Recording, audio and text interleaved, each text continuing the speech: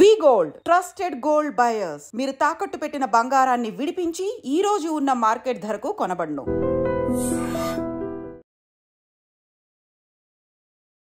Welcome to iDream. It's me Anusha Komal. ఇవాళ మన guest ప్రముఖ న్యాయవాది సుభాష్ని గారు ఉన్నారు. వారితో మాట్లాడదాం. నమస్తే మేడం. నమస్తే.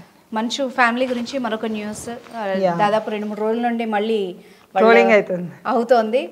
ఇప్పుడు ఏదైతే మోహన్ బాబు గారి ఆస్తి జల్పల్లి ఫామ్ హౌస్ ఉందో దాని నుండి వెళ్ళిపోవాలని చెప్పి మనోజ్కి నోటీసులు ఇవ్వడం, అక్కడికి వెళ్ళి కలెక్టర్ గారి దగ్గరికి వెళ్ళి వివరణ ఇచ్చుకున్న మనోజ్ గారు నా మీద కుట్ర జరుగుతోంది, మాకు ఆస్తి తగాదాలు లేవు అని చెప్పడం.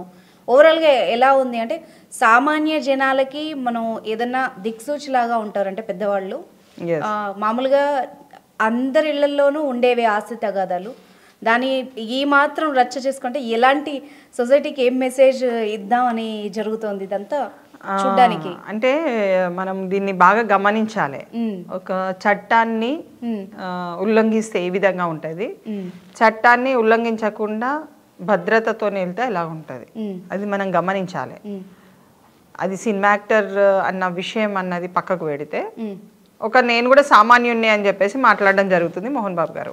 ఆయన ఎందుకంటే సీనియర్ ఆర్టిస్ట్ కాబట్టి తనకున్న పొజిషన్ని బట్టి తను మాట్లాడుతున్నాడు. ఓకే, తన పొజిషన్ బట్టి తను మాట్లాడుతున్నాడు. అంటే ఏదైనా నేను చేసుకోగలుగుతాను అన్న నమ్మకంతోనే వెళ్తున్నాడు తప్ప ఇప్పుడున్న ప్రస్తుతం వాళ్ళ కుటుంబ రీత్యా కూడా possibilities of getting mediation possibilities ఉన్నాయి. చాలా మీడియేషన్ పాసిబిలిటీస్ ఉన్నాయి. ఒక కొడుకుని ఆపడం మోహన్ బాబుకి పెద్ద కష్టమేం కాదు. తన కొడుకుని తను ఆపుకోనే శక్తి సామర్థ్యాలు ఉన్నప్పటికీ ఆ వేని ఎంచుకోకపోవడం దురదృష్టకరం. మీడియేషన్ వేని ఎంచుకున్నా కానీ మా మధ్యన సయోధ్యం కుదరలేదు కాబట్టి ఈ విధంగా జరిగిపోయింది అన్నది వస్తున్నది. ఎందుకంటే ఒకరి మీద ఒకరు కేసెస్ పెట్టుకున్నారు. జర్నలిస్ట్ మీద హామ్ జరిగింది, అది సుప్రీంకోర్టు వరకు వెళ్ళి ఒక ఇంటరిమ్ రిలీఫ్ తెచ్చుకోవడం జరిగింది, ఒక అధికారపూర్వకంగా అక్కడ నుంచి రిలీఫ్. అది అంటే ఇక్కడ సీనియర్ సిటిజన్ కింద యాక్ట్ ఉంది కాబట్టి మనకు సీనియర్ సిటిజన్ కింద హీఈస్ అబౌవ్ 65 years కాబట్టి హీ హాజ్ ఎవ్రీ రైట్. ఆయన కలెక్టర్ని ఆర్డీఓని అప్రోచ్ అయ్యే హక్కు అధికారం ఆయనకు ఉంది. ఒకటి నాకు తిండి పెట్టట్లేదని ఆయన వేసింది కాదు, నాకు నా ఆస్తిని అతను ఆక్రమించుకుంటున్న ఆ ధోరణిలో తీసుకొచ్చిన దాన్ని కూడా ఒక ఆర్డీఓ దగ్గర కూడా కూర్చొని ఒక కలెక్టర్ దగ్గర కూడా కూర్చొని సమస్యను పరిష్కరించుకునే ఒక మార్గం వాళ్ళకు ఉంది. అదే అంటే సమాజానికి ఒకవేళ చూపెట్టాలంటే మేము పరిష్కరించుకున్నాము అన్నది చూపించవచ్చు వాళ్ళు ఒకవేళ తలుచుకుంటే. అవును, ఆయన హక్కు. కానీ ఇక్కడ ఏంటంటే మంచు మనోజ్ ఇప్పుడు ఇంత అంటే పెళ్ళైంది మొన్ననే, కొన్ని సంవత్సరాలు కాలేదు, రీసెంట్గానే అయిపోయింది. So he should wait it. ఒక కొడుకుగా ఒక వెయిట్ ఉండాలి. నా తండ్రే కదా అని ఆయన పరిగెత్తుతున్నాడు, కానీ అంటే చట్టానికి విరుద్ధంగా పరిగెత్తుతున్నాడు. ఇంతకుముందు వాళ్ళే వీడియో కూడా వాళ్ళే తీస్తున్నారు. అంటే నేను ఎలా వెళ్తున్నాను చూడండి అని కూడా వాళ్ళే చూపించుకుంటున్నారు. ఒకవేళ వీడియో ఏం లేవు అనుకోండి, వాళ్ళు మామూలుగా వెళ్ళిండ్రు అనుకోండి, ఇంత రచ్చ అయ్యేది కాదు. వీడియోస్ లేకుండా ఇంత రచ్చ అయ్యేది కాదు. So you yourself are going with all the evidences. ఇప్పుడు అతను కొంచెం ఓపిక పట్టి, ఎందుకంటే ఒక అమ్మాయి అతని లైఫ్లో వచ్చింది కాబట్టి ఆ ఇంట్లో అడ్జస్ట్మెంట్ కావడం కష్టం ఒక ఇంట్లో. సో ఆ కోణం నుంచి మనం చూడాలి, ఆ అమ్మాయికి అక్కడ అడ్జస్ట్మెంట్ అవుతుందో లేదో, వాళ్ళ మధ్యన తిరిగే కెపాసిటీ ఉందో లేదో. ఇతను ఆమె వైపు వెళ్ళిపోయాడు కాబట్టి ఎంతసేపు ఆమె వైపే ఆలోచిస్తాడు. నా భార్యతో వస్తున్నా, నేను వెళ్తున్నాను కానీ నన్ను రానివ్వట్లేదు. ఒక లేడీని తీసుకపోతే కూడా రానియకుండా ఉంటారా? లేడీ కానిస్టేబుల్స్ ఉండరా అని అంటే అంత ఇమాజినేషన్ చేసి వెళ్ళేంత పోలీస్ వ్యవస్థ ఉండకపోవచ్చు. ఎక్కడికంటే అక్కడికి లేడీస్నే పంపాలన్నది ఉండదు. కొన్నిసార్లు అవసరాన్ని బట్టి వితౌట్ ఫోర్స్ కూడా వాళ్ళు చేసుకునే అవకాశం ఉంది. సో ఇక్కడ మనం చూడవలసింది ఏంటంటే చట్ట విరుద్ధంగా ఏ కార్యకలాపాలు మనం చెయ్యకూడదు. అది వాళ్ళ ముఖ్యంగా కుటుంబ విషయంలో ఏది చేయకూడదు. మీకు మీడియేషన్ పాయింట్స్ కోర్టు ద్వారా ఉన్నాయి. పిటిషన్ వేస్తే కోర్టు ద్వారా మీడియేషన్కి వస్తారా బాబు అనేది తెలిసిపోతుంది కదా. అవును. లీగల్ సర్వీసెస్ అథారిటీ అన్నది మనకు హైదరాబాద్లో ఉన్నది. అవును. రంగారెడ్డి వాళ్ళు ఉండే ఒకవేళ జల్పల్లి అట్లాంటివి తీసుకుంటే రంగారెడ్డి డిస్టిక్ ఉన్నది. రంగారెడ్డి డిస్టిక్ వైపు నుంచి కూడా ఆలోచించవచ్చు. లేకుంటే హైకోర్టులో వేసుకోవచ్చు. హైకోర్టులో నాకు ఇట్లా ఈ సమస్య నా కుటుంబ పరిధిలో ఈ సమస్య ఉన్నది, ఈ సమస్యను పరిష్కరించగలరు అని హైకోర్టులో మీరు పిటిషన్ వేస్తే వాళ్ళు దే విల్ గైడ్ ఇట్, ప్రాపరేట్గా గైడ్ చేస్తారు. ఒక ఇద్దరు మీడియేటర్స్ని పెడతారు, అడ్వకేట్స్ని పెడతారు, వాళ్ళు రావాలి, వీళ్ళు రావాలి, వీళ్ళకి నోటీసెస్ వెళ్తాయి. అంటే నీకు సమస్య ఎలా పరిష్కరించుకోవాలో అనుకుంటే నువ్వు సరి అయిన మార్గాన్ని ఎంచుకోవాలి. అవును. నువ్వు రచ్చ చేసుకోవాలి అన్నప్పుడు ప్రాపర్ వేలో వెళ్ళాలి. నిన్ను ఆ స్థాయికి తెచ్చింది ఈ సమాజంలో ఉన్న వ్యక్తులే అని నువ్వే అంటున్నావు. అవును. ఆ స్థాయికి నువ్వు వచ్చినావు అని అంటే అంత హోదాకు వచ్చినావు, ఒక రిచ్ పర్సన్ కింద కానీ లేకుంటే ఒక స్టార్ హోదాకు వచ్చినావు అంటే ఒకప్పుడు ఏమీ లేదు నాకు ఇప్పుడు ఉన్నది అని నువ్వు చెప్పుకున్నప్పుడు సమాజానికి నువ్వు ఇచ్చే విలువ కూడా అంతే ఇవ్వాలి. అవును. నీ ఆస్తి ఇప్పుడు వెళ్ళేటప్పుడు ఎవరు కొంచెపోరండి, ఎవరు తీసుకుపోరు. ఆ ఆస్తిని డివైడ్ చెయ్యాలా లేదన్నది కూడా నీకు ఆల్రెడీ ఆలోచన వేస్తుంది. అవును. ఎన్టీ రామారావు ఎలా చేసిండు, ఆయన బతుకున్నప్పుడు అందరికి పనిచేసిండు. ఇక్కడ ఇదే డౌట్ మేడం, ఇప్పుడు నీకు నిజంగా పంపకాలు చేయాలి అనుకుంటే ఒక వీలునామా కూడా ఆయన రాసి క్లియర్ కట్గా ఇది ఇది అని కూడా చెప్పొచ్చు. ఎందుకు ఇలాగా బయట రోజుకు ఒక స్టేట్మెంట్, రోజుకు ఒక గొడవ, రోజుకు రచ్చ ఎందుకు జరుగుతుంది? పబ్లిక్ కూడా చాలా కన్ఫ్యూజన్ గా, వాళ్ళకేమైనా సమస్యలు ఉంటే ఇంత పెద్ద వాళ్ళకి ఇంత పెద్ద సమస్యలు ఉన్నాయి, మా సమస్యలు ఎవరు పరిష్కరిస్తారు, మాకేం న్యాయం జరుగుతుంది, సమాజంలో మేము ఎక్కడ పోతాం అన్నది ఒక పెద్ద క్వశ్చన్. ఎందుకంటే అతని అభిమానులు ఇప్పుడు తెలంగాణలో కానీ ఆంధ్రప్రదేశ్లో కానీ లేకుంటే ఇండియాలో కానీ మోహన్ బాబుకు సంబంధించిన అభిమానులు కూడా ఉంటారు, లేరనేది లేదు. సో ఇక్కడ ఏంటంటే లాజికల్గా ఆలోచించి ఒక ఇంటెలిజెంట్గా ఒక ఇంటెలిజెంట్ పర్సన్గా you have to take very good decisions. Decision మేకింగ్లో ఎప్పుడైతే మనం ఫాల్ట్ అవుతామో కుటుంబం అనేది బయటకు వస్తుంది. మేడం ఇక్కడ మెయిన్ అంటే ఈ సందర్భం వచ్చింది కాబట్టి ఇలాంటి ప్రాబ్లమ్స్ ఉన్న వ్యూస్కి పనికి వచ్చేలాగా అడుగుతాను నేను. ఎందుకంటే ప్రతి కుటుంబంలో ఆస్తి తగాదాలు కావచ్చు, ఇలాంటి ఇష్యూస్ అందరికీ ఉంటాయి, ప్రతి ఇంట్లోనూ ఉంటాయి. సో వాళ్ళకి ఇప్పుడు ఒక చదువురాని వ్యక్తిలో లేకపోతే ఆర్థికంగా బలంగా లేని వ్యక్తిలో అయితే సరే గైడెన్స్ లేకనో ఇంకో దాంట్లో వెళ్ళొచ్చు. వీళ్ళు ఆర్థికంగా బలవంతులు, పరపతి ఉన్న వాళ్ళు, ఎన్నో విద్యా సంస్థలు నడుపుతున్నటువంటి ఒక స్టేజ్ లో ఉన్న వ్యక్తులే ఇంత కన్ఫ్యూజన్ గా ఉంటే మామూలు మనుషులు ఎలాగా సర్దుబాటు చేసుకునే అవకాశాలు ఉంటాయి ఇందులో? వాళ్ళకంటే మామూలు వాళ్ళే నయమండి ఇంకా కొంచెం చెప్పాలంటే. ఎందుకంటే గ్రామ స్థాయిలో ఉన్న వాళ్ళు కానీ అర్బన్లో ఉన్న వాళ్ళు కానీ అన్న ఇట్రా అన్న కొంచెం పరిష్కారం చేయన్న ప్లీజ్ అన్న దండం పెడతా అమ్మా అని వాళ్ళు కొంతమందిని పట్టుకొచ్చుకొని నలుగురు ఇటు నలుగురు ఇటు, ఒకళ్ళు తక్కువైతే కూడా ఇంకిద్దరు తక్కువైతే కూడా ఇద్దరు కూర్చుంటారు, నలుగురు కూర్చుంటారు, లేదంటే ముగ్గురు కూర్చోవచ్చు, 10 మంది కూర్చోవచ్చు, అటు 5 ఇటు 5 కూర్చొని పరిష్కారం చేసుకొని ఒకటి రాసుకొని అది దాని ప్రకారం వాళ్ళు రిజిస్టర్ చేసుకున్న వాళ్ళు కొంతమంది ఉంటారు, అన్రిజిస్టర్డ్ డాక్యుమెంట్ చేసుకున్న వాళ్ళు కొంతమంది ఉంటారు. అప్పటికప్పుడే డబ్బులు ఒకవేళ అన్న కొనుక్కుంటా అన్నాడు అనుకోని అప్పటికప్పుడు డబ్బులు ఇచ్చేసి సొల్యూషన్ అట్లా చాలా మంది చేసుకున్న వాళ్ళు నేను చూసినాను. అదే విధంగా కోర్టుకు కూడా వచ్చి లీగల్ సర్వీసెస్ కి అథారిటీకి చేసుకున్న వాళ్ళు కూడా నేను చూసినాను. అలా కాకుండా కూడా కోర్టులో డైరెక్ట్ పిటిషన్ వేసుకొని పార్టీషన్ సూట్ వేసుకున్న వాళ్ళని కూడా చూస్తున్నాను. ఇప్పుడు నీకు మంచు మనోజ్కి ఆస్తి కావాలి, తను సంపాదించింది నేను ఎప్పుడు తీసుకోలేదు అని ఆయన ఏదో స్టేట్మెంట్ ఇస్తున్నారు.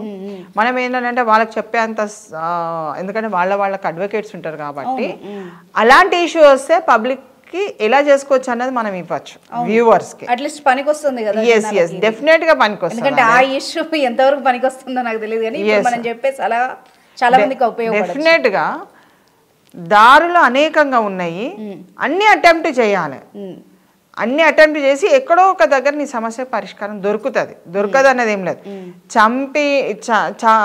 చంపడం కంటే చావడం కంటే పరిష్కారం చేసుకోవడం ఉత్తమం కదా. అవును. ఎందుకంటే అన్నదమ్ముల మధ్యన వైరాగ్యం ఎక్కడ ఉండదండి, శత్రుత్వం ఇంట్లోనే ఉంటాయి. ఇంటి దొంగని ఈశ్వరుడైనా పట్టలేడు అనే ఒక మాట అంటారు. ఇంటి నుంచి స్టార్ట్ అవుతుంది శత్రుత్వం అన్నది.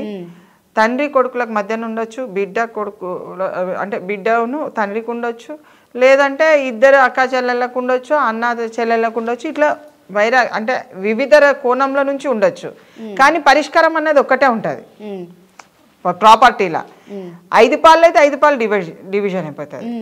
ఎందుకు ఇవ్వాలో వల్ల కానీ ఒక క్వశ్చన్ వేసినప్పుడు అప్పుడు ప్రాబ్లం మొదలవుతుంది. ఓకే, అయితే ఇప్పుడు మీరు చెప్పినట్టుగా ఒక పాయింట్ మేబీ మనోజ్ అయ్యి ఉండొచ్చు, లేకపోతే ఎవరైతే ఇష్యూని రేస్ చేశారో రచ్చ ఎందుకు జరిగింది అంటే మనం కూలంకషంగా దాన్ని అబ్జర్వ్ చేస్తే నా దాంట్లోంచి ఇప్పుడు వాళ్ళు వెళ్ళిపోవాలి అని నిక్కచ్చిగా మోహన్ బాబు గారు కూర్చోవడాన్ని మనం చూస్తే గనక ఖచ్చితంగా ఆయనకి ఇతనికి ఇవ్వడం ఇష్టం లేదు అని ఒక సీన్ ఆఫ్ చూసిండ్రో లేదో మీడియాకి వచ్చిన దాంట్లో, నేను నా బిడ్డ కోసం వెళ్ళినాను. అవును, మళ్ళీ అక్కడ అలా చెప్పారు, బిడ్డ కోసం వెళ్ళినాను, నా బిడ్డ అక్కడ ఉన్నది కాబట్టి ఈ సెక్యూరిటీ ఎవరు నన్ను ఆపడానికి తీరా బాబు అని చెప్పి కొట్టుకొని అది వెళ్ళిపోవడం జరిగింది. ఇంకొకటి కూడా చెప్పారు, అదే నెక్స్ట్ డే అనుకుంటా మనోజ్ గారు, నేను కొన్ని సంవత్సరాలుగా నా ఆదాయంతోనే బతుకుతున్నాను, కంప్లీట్ గా నేను నన్ను నాకు కూడా ఏమి ఇన్కమ్ ఎప్పుడు కూడా ఇవ్వలేదు ఇది చెయ్యి అని అంటే ఇది నేను చేసిన అన్నది. See when he want to have a talk అన్నది పదం వేరు, రచ్చ చేయడం అన్నది వేరు. ఇప్పుడు ఏది కూడా గుంజుకుంటే రాదండి, ఏది ఆస్తిలా గుంజుకుంటే రాదు.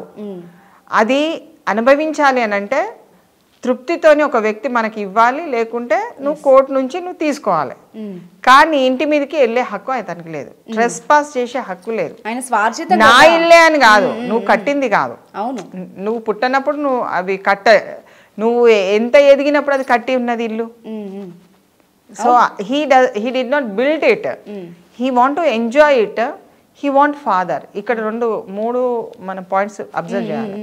తండ్రి ప్రేమ, తల్లి ప్రేమ కావాలని కొట్లాడుతున్నాడా అతను హీ షుడ్ అంటే దేనికోసం అన్నది అతని మనసుకు తెలుసు, కానీ మనసులో ఒక కోరిక పెట్టుకొని ప్రవర్తన అనేది వేరే విధంగా వస్తుంది. ఓకే, అంటే అంటే అక్కడికి వెళ్ళి ఇంకో విధంగా యాక్షన్ ఉంటుంది. ఇప్పుడు నీకు సినిమాలో ఒకే యాక్షన్ చేయమంటే ఒకటే చేయాలి, డైరెక్టర్ చెప్పింది. ఇప్పుడు ఇక్కడ డైరెక్షన్స్ ఏం లేవు కాబట్టి తనంతటికి తానే వెళ్తున్నాడు కాబట్టి తన లోపల ఉన్న ఏ కోరికని నెరవేర్చుకోవాలంటే తల్లిదండ్రుల ఆప్యాయత, ప్రేమ కావాలని వెళ్తున్నావా, ఆస్తి కావాలని వెళ్తున్నావా, అన్నదమ్ములు అంటే అక్క కావాలి, నాకు అన్న కావాలి, మేమందరం ఒక సఖ్యతతోని ఉండాలి కుటుంబము, నేను కూడా మీ వాడినే అన్నది ఒక ఓవరాల్గా ఇవ్వాలని వెళ్తున్నావా. నీ క్లారిటీ లేదు, నువ్వు చెప్పే అంశాలు వేరే ఉన్నాయి, నువ్వు ఇచ్చే ఎవిడెన్స్ వేరే ఉంది, నీ మాట తీరు వ్యక్తపరిచే విధానం వేరే ఉంది, చూపించే విధానం వేరే ఉంది, అన్ని డిఫరెంట్ టైప్ ఆఫ్ యాక్షన్స్ అయిపోయేసరికి ఇప్పుడు వీళ్ళ కేసులో మేడం ఇప్పుడు ఓవరాల్గా మనం అంతా చూస్తున్నాం సీన్ అంతా. నిజంగా ఇప్పుడు ఆ తండ్రికి గనక ఇవ్వకూడదు అని ఉందనుకోండి, ఖచ్చితంగా అతను ఇవ్వాల్సిన అవసరం లేదా లాలో అసలు అట్లా కాదు. ఇప్పుడు ఇక్కడ ఎట్లుంటది అంటే అందరు ఉమ్మడిగా సంపాదనని అందులో పెట్టుబడిగా పెట్టినట్టయితే హీ కెన్ క్లెయిమ్ ఇట్. లేదనుకో ఇప్పుడు భార్యాభర్తలు ఉన్నారు, సపోజ్ భార్యాభర్తలు ఇద్దరు సంపాదించారు, ఒక ఇల్లు కట్టుకున్నారు, వైఫ్ క్యాన్ క్లెయిమ్ ఇట్. ఈ ఇంట్లో నేను ఇంత అమౌంట్ పెట్టినాను, నా జీతం ఇంత ఈ ఇంటికి ఉపయోగించినాను. భర్త అంటాడు, భార్య మొత్తం ఆస్తి తీసుకుంటా అంటే అమ్మ నేను కూడా పెట్టినాను, 20 లక్షలు పెట్టినాను, ఒక లోన్ తీసుకున్నాను, బ్యాంకులో లోను, ప్రతి నెల నేను 50,000 కడుతున్నాను, నాకు జీతమే లేదు అని భర్త క్లెయిమ్ చేస్తాడు. అంటే ఉమ్మడి ఆస్తిగా పరిగణిస్తారు. ఇప్పుడు వీళ్ళు తండ్రులు తెచ్చిన ఆస్తులు కావు కదా అవి, మోహన్ బాబు గారు సంపాదించిందే. అది మోహన్ బాబు గారు సంపాదించిండని మనం అనుకుంటున్నాము. How he's claiming the thing అనేది అతనికి తెలుసు కదా. సో ఒక ఆస్తిని మీరు క్లెయిమ్ చేసేటప్పుడు మీరు ఉమ్మడిగా అందులో ఆ ఇంట్లో ఉన్నప్పుడు పని చేసినప్పుడు ఆ డబ్బులు దీంట్లో ఉపయోగపడాయా, ఇప్పుడు చీపురు పుల్లకు ఉపయోగించినరా లేకుంటే దేనికి ఉపయోగించినరా మనకు ఏం తెలియదు. అక్కడ ఇప్పుడు వీళ్ళందరూ సఖ్యతతో ఉన్నారు కాబట్టి అన్ని కట్టుకుంటా పోయినరు. కానీ నా కొడుకుకి ఇది ఇస్తాను అనుకొని ఆయన ఎప్పుడో ఒకసారి అనుకొని ఉంటాడు కదా. నేనైతే అనుకోను, అంటే యాజ్ అన్ అడ్వకేట్గా అయినా యాజ్ అ సిటిజన్గా ఒక సామాజికవేత్తగా కూడా మోహన్ బాబు అయితే డెఫినెట్గా కట్టేటప్పుడు ఈ కొడుకుకి ఇస్తాను, ఈ బిడ్డకి ఇది ఇస్తాను, నా బిడ్డ అంటే నాకు చాలా ఇష్టం అన్ని కొన్ని చెప్తూ కొన్ని ఇంటర్వ్యూస్లలో మనం చాలా చూసినాం. ఇప్పుడు నా డౌట్ ఏంటి తెలుసా, ఇప్పుడు ప్రధానంగా అందరికి వచ్చేది ఒక్క పాయింట్ దగ్గరే, అందరికీ తలా ఒక బుక్క పెడితే ఎక్కడ గొడవలు రావండి. ఒకళ్ళకి ఇచ్చి ఒకళ్ళకి ఇవ్వకుండా, ఒకళ్ళకి తక్కువ చేసి ఒకళ్ళకి ఎక్కువ చేసినప్పుడే ఈ ప్రమాదాలన్నీ వస్తాయి. సో లా పరంగా ఇలా నచ్చిన వాళ్ళకి ఎక్కువ భాగం, లేకపోతే నచ్చిన వాళ్ళకే పూర్తి ఆస్తి ఇచ్చి ఎవరైతే కంటగింపుగా ఉంటారో వాళ్ళ పిల్లలకి అన్యాయం చేసే అవకాశం ఉంటుందా? అలా ఉండదు. అందుకే నన్ను ఉమ్మడి ఆస్తి అయితే పిటిషన్ వ్యక్తియే చేసుకోవాలి. ఏ వ్యక్తికి అయితే నాకు అన్యాయం జరిగింది అనుకుంటాడో ఆ వ్యక్తి పిటిషన్ వేసుకోవచ్చు, సివిల్ సూట్ కింద దాఖలు చేసుకోవచ్చు. అంటే ఇప్పుడు కూడా చేసుకోవచ్చు. అంటే సయోధ్యాన్ని నువ్వు అనుకున్నప్పుడు, నాకు ప్రేమ కావాలి అనుకున్నప్పుడు ఆస్తి మీద వేసుకుంటే ఏదో ఒకటే దొరుకుతుంది. అవును, ఎగ్జాక్ట్లీ. ఆస్తి మీద ఇప్పటి వరకు కూడా ఎన్ని కుటుంబాలు కోర్టుకొచ్చి ఆస్తి మీద తగాదాలు చేసుకుంటుండ్రో వాళ్ళకి ప్రేమ అనేది లోపిస్తుంది, ప్రేమ దొరకదు. ఎందుకంటే అది కోప ఉద్రేకంతో ఫార్మేషన్ అవుతుంది. కాబట్టి నన్ను కాదని వీడు వేసిండు వీడు అనే మాట్లాడతారు తప్ప వారు వీరు అన్నది అక్కడ రాదు. ఎందుకంటే థర్డ్ సెంటెన్స్ యూజ్ చేస్తారు ఎక్కువ మంది కూడా. సో అక్కడ మనకు ఫెయిల్ అయిపోతాం. సో ఉమ్మడి ఆస్తి మనకు ఉన్నది అని అనుకుంటే మాత్రమే అతను కేసు వేసుకునే అవకాశాలు ఉంటాయి. ఎవరైనా సరే, ఈ కేసు అనే కాదు, ఎవరైనా సరే ప్రేమ కావాలి అనుకున్నప్పుడు కొంత సమయంతో వెయిట్ చేయాలి, పేషెన్సీతోని వెయిట్ చేసి తనంతటికి తానే నీకు ఇది తీసుకోరా బాబు, నీ భార్య పిల్లలు ఉన్నారు కదా, మీరు ఇది చేసుకోండి, బ్రతకండి అని ఉమ్మడిగా ఆలోచించి మంచి చేయడానికి చాలా టైం పడుతుంది. వివాహం మొన్ననే ఉంది కాబట్టి they will not give 10 years వరకు అతనికి ఆపర్చునిటీ ఉండదు. అట్లీస్ట్ మినిమం 5 years వరకు అతనికి ఆపర్చునిటీ ఉండదు. అతను ఎప్పుడైనా లవ్ మ్యారేజెస్లలో ఈయననే కాదు, మన భారతదేశంలో ఇంచుమించు లవ్ మ్యారేజెస్ చేసుకున్న వ్యక్తులు ఇంటికి సంబంధం కావాలి తల్లిదండ్రుల నుంచి అంటే almost it takes 5 to 10 years. 10 years వరకు వెయిట్ చేసినాం అనుకో, ఇంకా నీ అంత శబాష్ ఎవరు ఉండరు. అట్లీస్ట్ 5 years వరకు అన్నా నువ్వు వెయిట్ చేయాలి, otherwise you will not get the importance. అందుకే కదా లవ్ మ్యారేజ్కి అరేంజ్ మ్యారేజ్కి ఉన్న డిఫరెన్స్ అది. You will lose the importance in the family when you go for a love marriage, inter caste marriage ఏదైనా సరే అక్కడ లాస్ అనేది వచ్చేస్తుంది.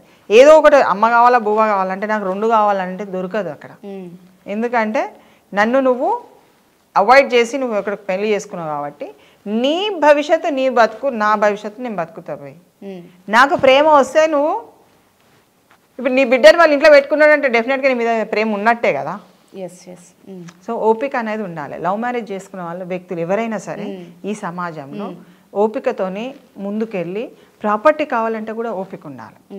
అంతేగాని గుంజుకుంటాను అని అంటే మాత్రం దొరకదు. ఇప్పుడు అయితే దొరకదు, కొంచెం లేటర్గా దొరుకుతుంది. అన్ని ఆవేశంతో ఎప్పుడు పనులు చెయ్యొద్దు. చట్టపరంగా వెళ్ళాలి అని అంటే చట్టపరంగానే వెళ్ళండి. ఆ చట్టాన్ని ఉల్లంఘించి వెళ్తే రేపు భవిష్యత్తులో సమాజానికి మీరేం చెప్తుండ్రు, నేను రౌడీగా వెళ్తే ఏం కాదు, ఎట్లనే వెళ్ళొచ్చు అని తప్పు. అదే అస్సలే తప్పు, అది మంచి పద్ధతి కూడా కాదు. యాజ్ అ సిటిజన్గా మనము చట్ట విరుద్ధంగా ఎప్పుడు ఎంకరేజ్మెంట్ చేయొద్దు. చట్ట ప్రకారం మనం బ్రతకాలని చెప్పాలి కానీ దాని చట్టాన్ని గౌరవించాలని చెప్తే అది సునాయాసంగా పరిష్కార మార్గం అవుతుంది. వాళ్ళ ఎండింగ్ కూడా స్మూత్ గా ఉంటుంది, ఇలా రచ్చ కాకుండా. అస్సలే కాదు, ఇట్ ఈస్ ఎ మస్ట్. చట్టపరంగా మనం బతకకుండా మళ్ళీ మన రాజ్యాంగం ఎందుకండి? నీకు western countries they are living, వాళ్ళకి ప్రాపర్టీ రావాలంటే కూడా వాళ్ళు కోర్టుకు వెళ్తారు, నాకు ఇంత ప్రాపర్టీ కోర్టుల మీద ఉంటుంది. మనకన్నా లక్షలలో ఉండి ఈడ ఏదో అంత అంటే సామాన్య జనం చాలా అల్లకల్లోలం అయిపోతారు, చంపేసుకుంటారు. కాబట్టి దాన్ని అంత అవసరం లేదు. You go with the legal సిస్టమ్తో వెళ్ళండి, you will get the property. ఒక నోటీస్ ఇవ్వండి, you will get the property. వీళ్ళు నోటీస్ ఇచ్చినట్టు ఎక్కడ చెప్పుకోవట్లేదు, తన్నుకున్న ఇవే చేసుకొని మళ్ళీ కేసులు పెట్టుకొని ఇంటిని రచ్చ చేసి బయట చేసారు కానీ it will not give any result. Thank you very much for your information ma'am. Thank you.